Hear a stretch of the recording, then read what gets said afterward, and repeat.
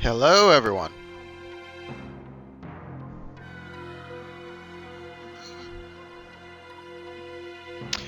Today I am going to be doing a scored review for the game Final Fantasy IV Pixel Remaster. Now, this game was developed by and published by Square Enix.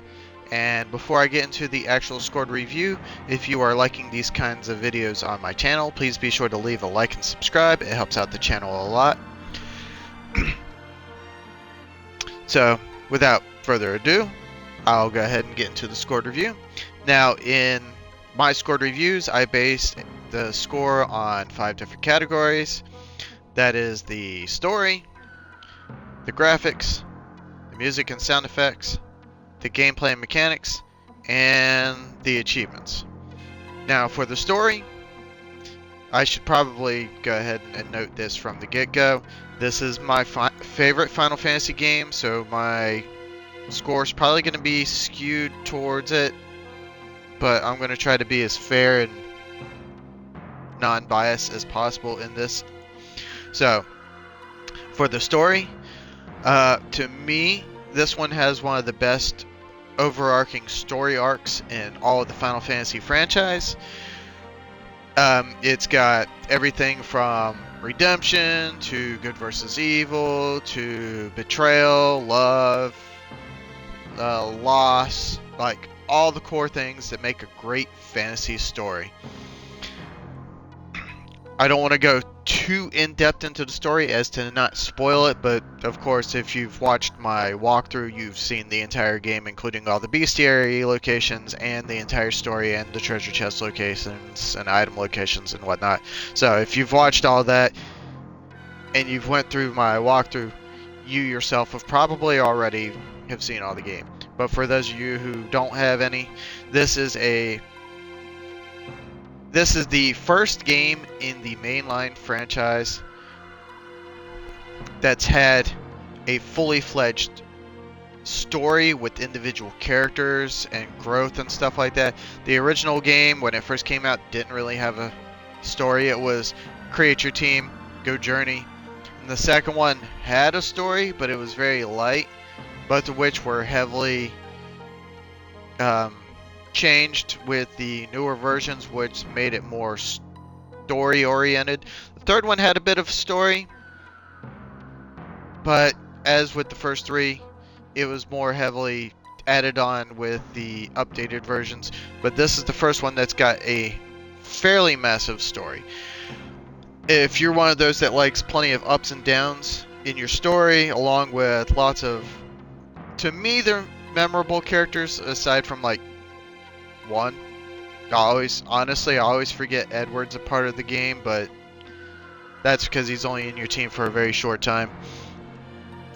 So, on to the second category, which is graphics. If you are into the pixel look, this game, especially in the Pixel Remaster version, was very well touched up on. They've kept most of the original, like, original graphic look to it. It's definitely a pixel looking, and the combat itself looks really good and well and smooth line. The spell effects, they've done an amazing job. A lot of the in-game changes that they've done to the graphics with the way things look when they happen also looks good. They've done a great job with the update to the Pixel Remaster version. I was really even the summon spells, a lot of them look very much different.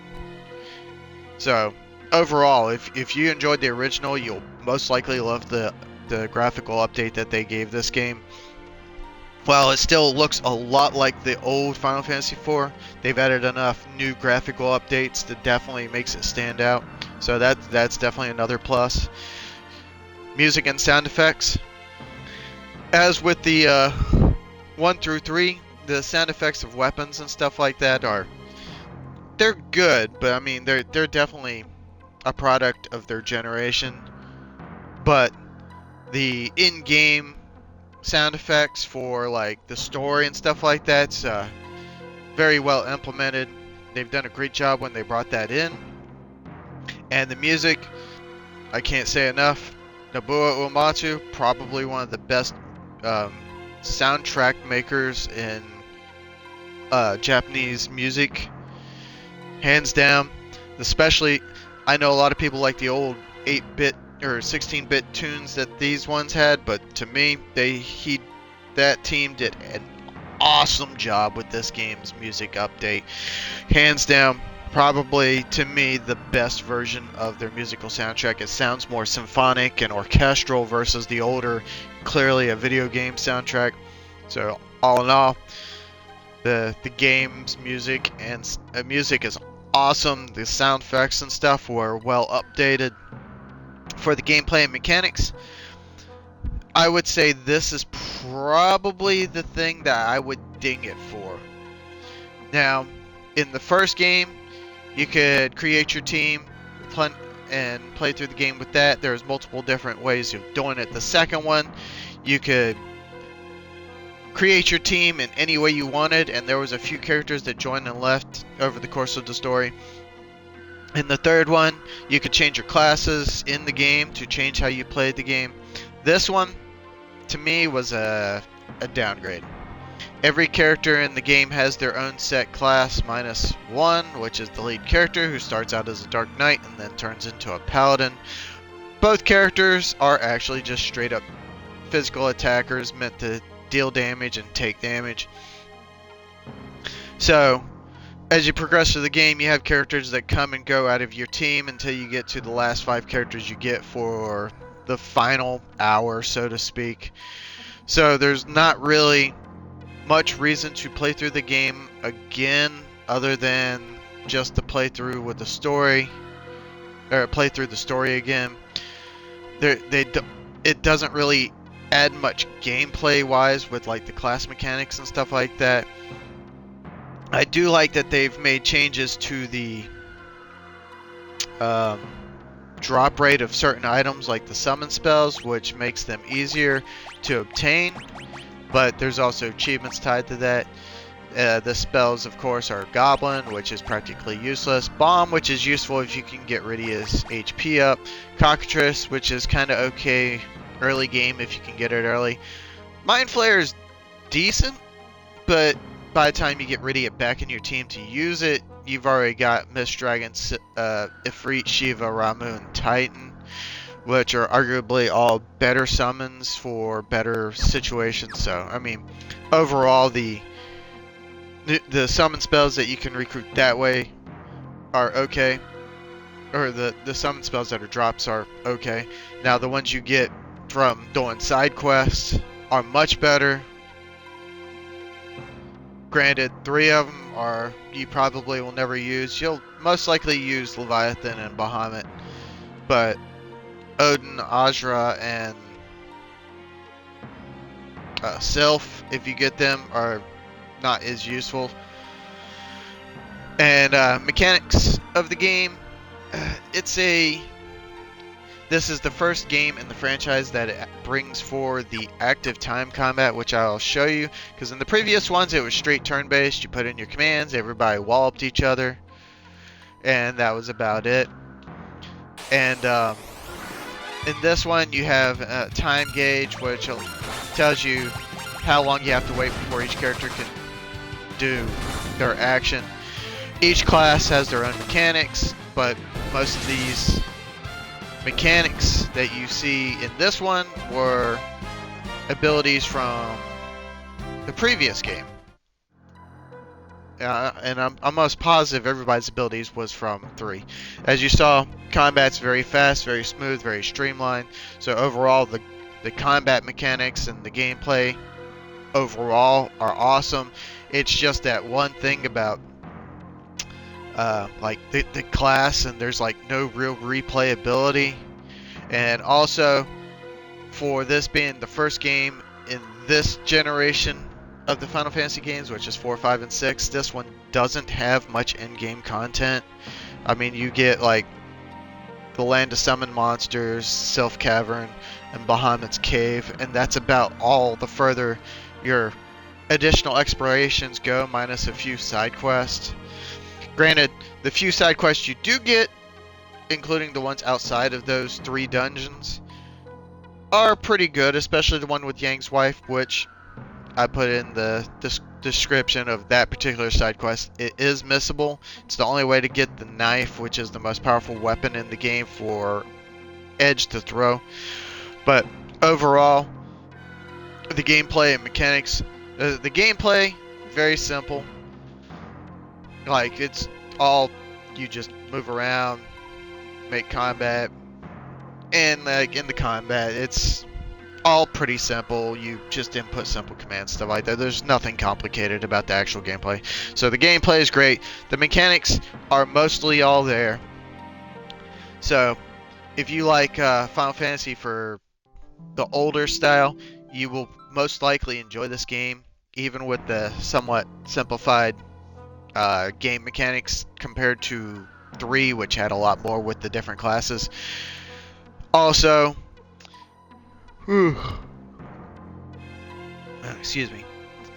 Not also, but for the last category, which is achievements. Now, this one to me branched away more from the.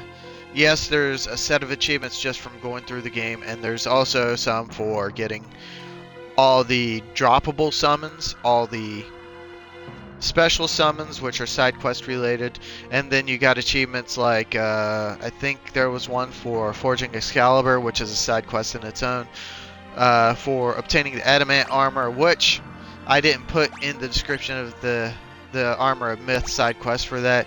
You can do it multiple times and get multiple copies of the adamant armor. You can also get more than one ribbon to drop and more than one protect ring to drop from enemies in the game, along with Artemis bow and arrows. So, if you're wondering why a lot of the end-game stuff was easy, that's why. Or easy in my walkthrough, that's why. So, you've got the options there to greatly overpower and break your team. And then you have all the same previous achievements, which is like win so many fights, the find so many items in the game, find all of them, treasure chest, find all of them, stuff like that. It's all basic stuff for the additional ones. So, all in all, if you like the older Final Fantasy games, you will most definitely like this one. I would recommend this. If you've never played it, even at full price, I would recommend it, which, I mean, honestly, I think that's like 15, 18 bucks, brand new, so it's not like you're dropping a whole lot on this game. So with, you know, the great story, the really good graphics update, the music and sound effects are awesome, the gameplay and mechanics overall are great, and the achievements are pretty finely tuned. So I would say that I would give this game a 9 out of 10. If it had, like I said, more in-game content and like more options for in-game stuff, I would have given this a perfect score. And for the most part, I never give games perfect scores. So to me, 9 out of 10. This was an awesome entry into the series. I loved it a lot. So, as with the outro, again, if you're enjoying this kind of content on top of like the video game walkthroughs that I do along with me and my buddies tag team live stream, please be sure to leave a like and subscribe. And as I say at the end of all these, with all things gaming, game logic, am I right? I'll catch you all next time. See you later.